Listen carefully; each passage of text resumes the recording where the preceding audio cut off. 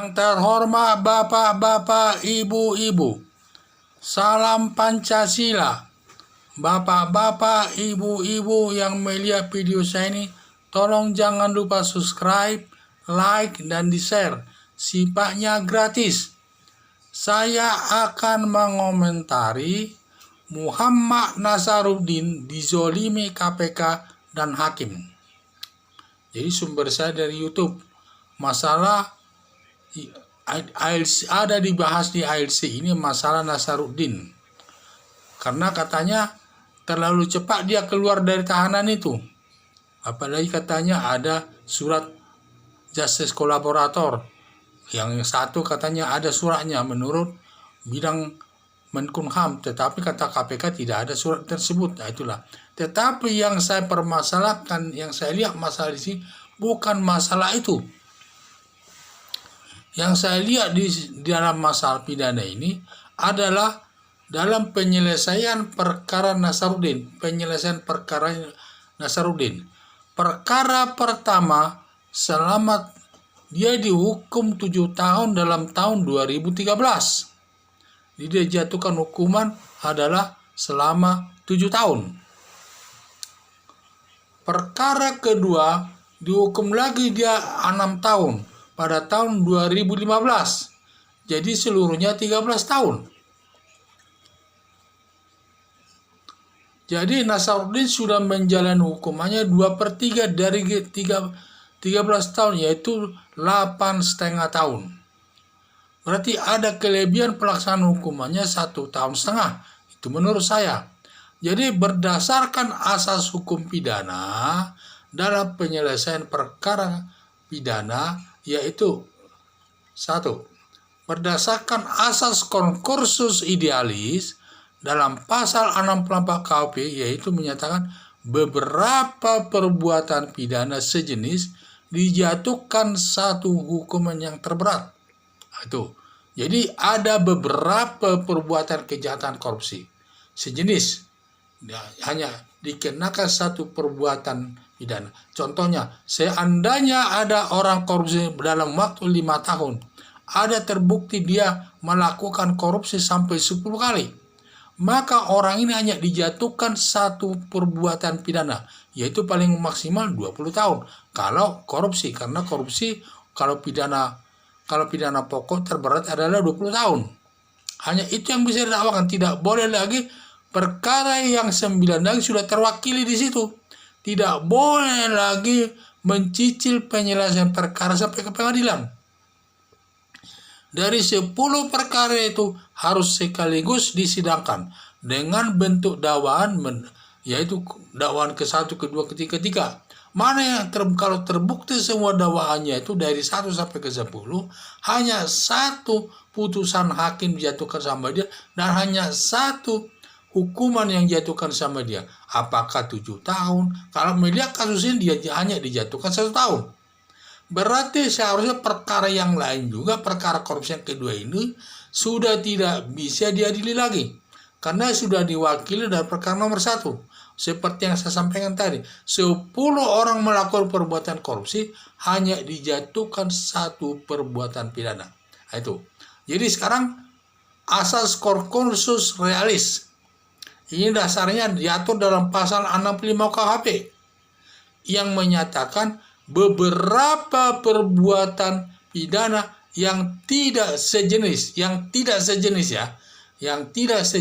dikenakan hukuman terberat ditambah 1/3. Perkara tidak sejenis ini maksudnya ada perkara pembunuhan, ada perkara pencurian, ada perkara penadahan, ada perkara penipuan, penganiayaan, dan lain sebagainya. Taruhlah dia punya perkara ada 10 macam-macam, tapi belum pernah disidangkan pun satu pun perkara belum ada disidangkan. Maka semua 10 perkara akan dikenakan pidana terberat. Pidana terberat ditambah seperti kalau dari 10 perkara yang terberat umpamanya ada pembunuhan biasa. Di dalam perkara pembunuhan biasa ini ancamannya ada 15 tahun. Maka harus ditambah 1/3, berarti 15 tahun tambah 1/3 berarti 5 tahun. Jadi semuanya paling tinggi dia hanya bisa dihukum 20 tahun. Itulah. concursus realis. Jadi mana pidana yang terberat dari 10 perkara itu, yang terberat itulah dikenakan, ditambah sepertiga. Dan tidak boleh dicicil-cicil penyelesaian perkara itu. Bulan ini perkara korupsi, perkara pembunuhan. Hari berikutnya perkara penadahan. Hari berikutnya nanti penganiayaan dan itu tidak boleh. Harus sekaligus. Jadi 10 perbuatan, istilahnya 10 perbuatan kejahatan yang dilakukan seseorang, kalau semua ini belum pernah ada yang disidangkan, semua 10 ini dihitung satu perbuatan. Makanya hukumannya pun hanya satu, yaitu pidana terberat tambah sepertiga. Bedanya kalau yang sejenis itu hanya dikenakan pidana terberat, tidak perlu ditambah sepertiga. Jadi perkara tadi, kalau ada perkara pembunuhan 10, maka yang dikenakan pidana terberat, yaitu 15 tahun tambah sepertiga, berarti 20 tahun. Kalau nanti disidangkan, bulan ini perkara pembunuhan, jatuhkan 7-10 tahun. Berikutnya dijatuhkan lagi, perkara yang kedua disidangkan lagi, jatuh 10 tahun. Perkara ketiga jatuh 5 tahun, perkara 4 jatuh 5 tahun, perkara 10 tahun, sehingga bisa sampai 40 tahun nanti putusannya. Ini sudah bertentangan dengan asas penghukuman maksimal dari hukum pidana. Karena hukuman pidana itu maksimal hukuman penjara, maksimal hukuman pokok seseorang melakukan kejahatan dalam pidana adalah selama 20 tahun. Putusan hakim dalam putusan badan tidak boleh melebihi daripada 20 tahun. Maksimal ada 20 tahun, tidak boleh lebih dari 20 tahun, hanya 1 tahun. Jadi dengan demikian, kalau melihat kasusnya Nasaruddin ini, sebenarnya dia hanya diperbolehkan perkara pertama sudah jatuhkan 7 tahun, dan tidak boleh lagi yang perkara kedua disidangkan. Karena dia nggak sudah menyatu di sana. Karena perkara ini kan, kecuali kalau perkara sudah selesai menjalani hukuman melakukan perbuatan korupsi, namanya ini perbuatan yang kedua.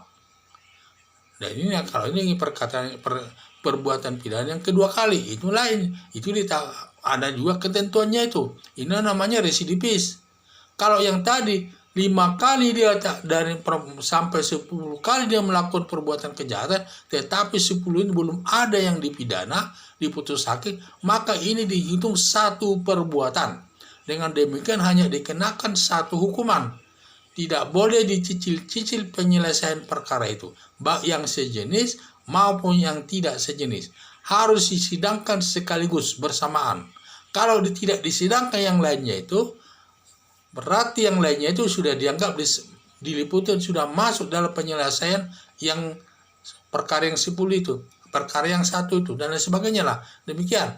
Dan ini sebenarnya sering terjadi pelanggaran hal yang demikian, baik di kepolisian, di kejaksaan, KPK, maupun di hakim. Jadi saya lihat yang paling salah di sini adalah KPK. Yang paling salah lagi di sini adalah hakim. Karena hakim itu yang lebih menguasai hukum. Boleh saja jaksa atau KPK mengusulkan seseorang, tetapi kalau hakim menurut dia tidak sesuai dengan hukum, tidak perlu ditolaknya, bisa.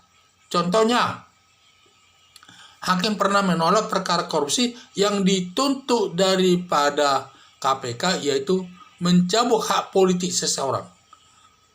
Dan hal ini tidak dipenuhi hakim. Ya hanya dijatuhkan hukuman, masalah pencabutan hak politik ini tidak boleh. Karena sebenarnya saya sendiri ini bertentangan dengan aturan hukum, menyusun-nyusun hal demikian. Ini kalau hukuman pidana itu pokoknya hanya terkait dengan hukuman penjara dan lain sebagainya. Di luar itu tidak boleh ada lagi aturan-aturan yang merugikan dari pihak terdakwa itu. Jadi di sini saya lihat kalau Nasaruddin ini perkaranya ini, dia sudah dihukum 7 tahun, sudah dilaksanakannya selama 8 tahun 5 bulan. Berarti dia sudah dizolimi selama 1,5 tahun. Seharusnya sudah 1,5 tahun yang lalu dia bisa keluar dari penjara. Ini sampai lewat 1,5 tahun sudah jadinya. Karena banyak aparat itu tidak menyadari penerapan daripada asas penyelesaian perkara itu berdasarkan pasal 64 dan 65 KUHP. Jadi demikianlah pendapat. Sekian dan terima kasih.